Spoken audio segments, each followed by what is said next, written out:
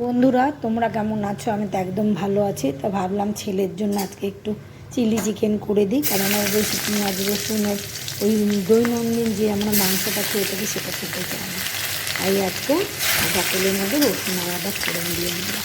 আর এদিকে মাংসগুলোকে ছোটো ছোটো টুকরো করে খুব সুন্দর করে ধুয়ে 1 ঘন্টা ধরে কিন্তু ভিনেগার দিয়ে একটু লবণ দিয়ে ম্যারিনেট করে রেখে দিয়েছিলাম। তারপরে বলো তো কি, ওই ফোড়নটার মধ্যে না এই মাংসগুলোকে দিয়ে তারপরে খুব সুন্দর করে ভাজা ভাজা করবো। তো ফোড়নের মধ্যে মাংসের টুকরোগুলোকে দিয়ে দিলাম। এরপরে এর মধ্যে অল্প একটু লবণ দেবো, দিলে কিন্তু মাংসের যে জলটা আছে সেটা বেরোবে, এবং ঢাকনা দিয়ে রেখে কিন্তু মাংসটাকে খুব সুন্দর করে সেদ্ধ করে নেব। তো খুব সুন্দর করে মাংসটাকে ভাজা ভাজা করছি। ভাজা ভাজা করা হয়ে গেলে তারপরে একটু লবণ দেবো, লবণ দিয়ে কিন্তু এই মাংসটাকে আমি আবার ঢেকে দেবো। তো আগে একটু ভাজা ভাজা করে নিচ্ছি, এখনও কিন্তু দেখো লবণ দিইনি, তার জন্য কিন্তু এখনও জলটা বের হয়নি, অল্প অল্প করে বার হচ্ছে। তো এখন দিয়ে দেবো অল্প একটু লবণ। তো লবণটা আমি পরিমাণের থেকে একটু কমই দেবো, কারণ বলো তো কি, এখনই যদি বেশি লবণ দিয়ে দিই তাহলে কিন্তু পরে খুব লবণ কাটা হয়ে যাবে। তাহলে অল্প পরিমাণ লবণ দিয়ে দিলাম। তারপরে কি করব বলো তো, এখন এটাকে একটা ঢাকনা দিয়ে একটু জলটা যে বের হয়েছে এই জলটা দিয়ে ঢাকনা দিয়ে এই মাংসগুলোকে সেদ্ধ করে নেবো খুব সুন্দর করে। মাংসগুলো তো মাংসগুলো খুব সুন্দর কিন্তু সেদ্ধও হয়ে গেছে, জলটাও পুরো শুকিয়ে গেছে। এখন মাংসটাকে একটু ভাজা ভাজা করে নিচ্ছি। এখন এর মধ্যে দিয়ে দিলাম কেটে রাখা পেঁয়াজ আর ক্যাপসিকামের কুচি, এবং এরপরে একটু নাড়াচাড়া করব। নাড়াচাড়া করে কিন্তু এর মধ্যে এক এক করে সব সসগুলো দিতে থাকবো।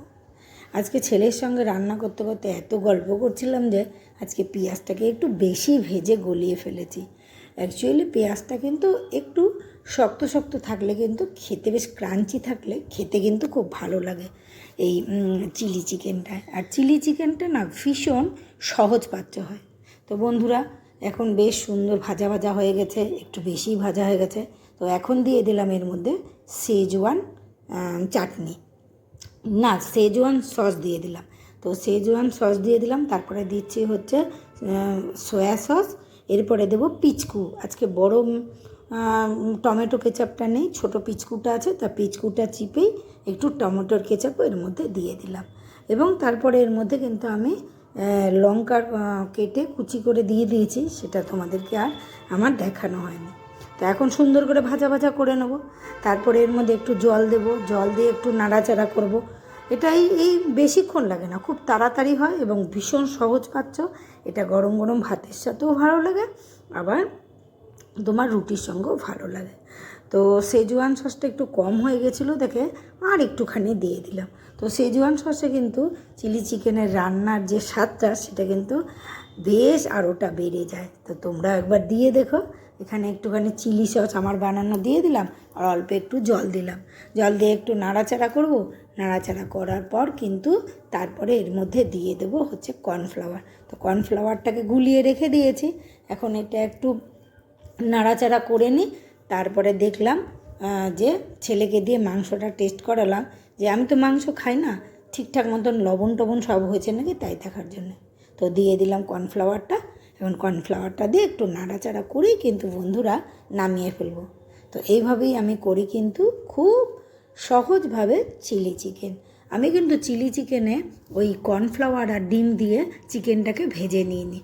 ওটা রোজ দিন আমি করি না, কারণ বলো দেখি বেশিরভাগ সময় আমি সলিড চিকেন দিয়েই ওই আগে একটু সেদ্ধ করে ভেজে নিই, তারপরে করি। খুব কম কিন্তু আমি ওরকম বড়ার মতো করে ভেজে আমি চিলি চিকেনটা করি।